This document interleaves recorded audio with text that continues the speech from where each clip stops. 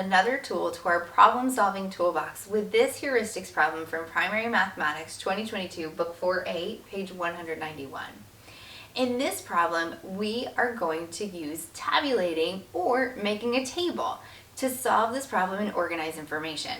Let's take a look at what it says. For every 10 baseball cards Avery buys, she receives 2 limited edition baseball cards. So let's pause here and restate that. So Avery buys baseball cards, right? And when she receives 10, she gets 2 limited edition cards. Maybe they're special, maybe they have something important on them. Avery's going to buy some baseball cards. Okay, I have no idea how many, but I know she bought some. And she now has 108 cards in all. So in her collection, after she buys some, she has 108 cards in all. How many limited edition cards does she receive? So what am I trying to figure out here? I'm trying to figure out when she's purchasing these cards, remember, she gets a combination. She gets 10 regular cards and 2 limited edition, and we want to find out how many limited edition cards she receives. Now, when we're working through the problem-solving method, we know the very first one is to understand, which we've kind of been doing here. We've been asking ourselves questions, restating it in our own words to pull out that key information. The next step is to make a plan. Now, we are going to focus on tabulating. We're going to draw a table.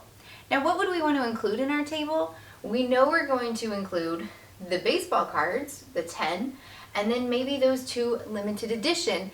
And we want to figure out how we're going to get to 108 cards in all.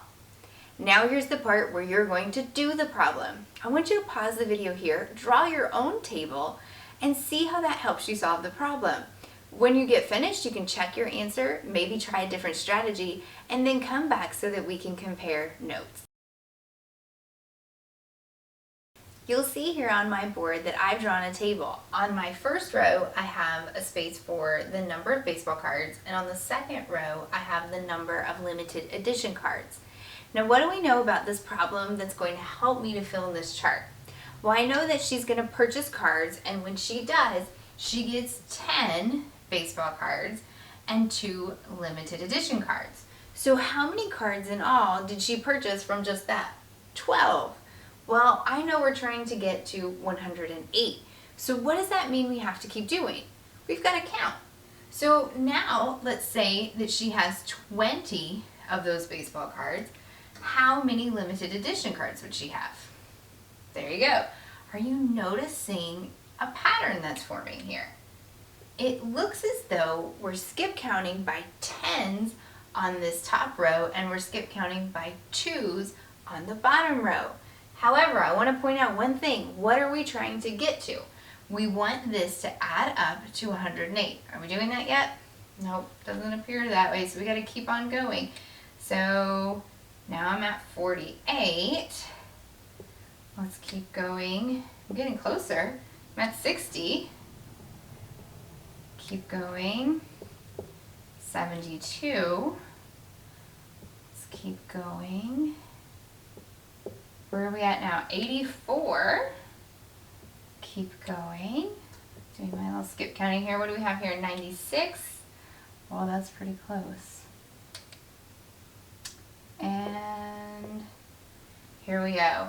What did we get here? We have 90 plus 18 is 108 cards. Now, what was our question that we were trying to solve? How many limited edition cards did she receive? So Avery, let's record this, received 18 limited edition cards. And how did we figure that out? By using a table to help us make sense of the problem.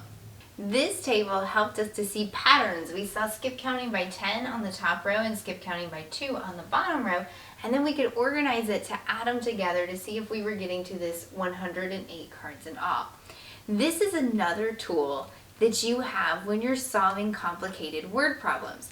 You know, sometimes it makes sense to draw a bar model, sometimes it makes sense to draw a table.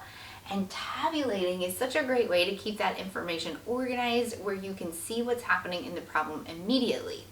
Now, you know our next step was to check the answer to make sure that it made sense. Maybe you wanted to act it out. Maybe you wanted to try another strategy, and you could do that. but we know from looking at our table that we have 90 and 18 to make 108.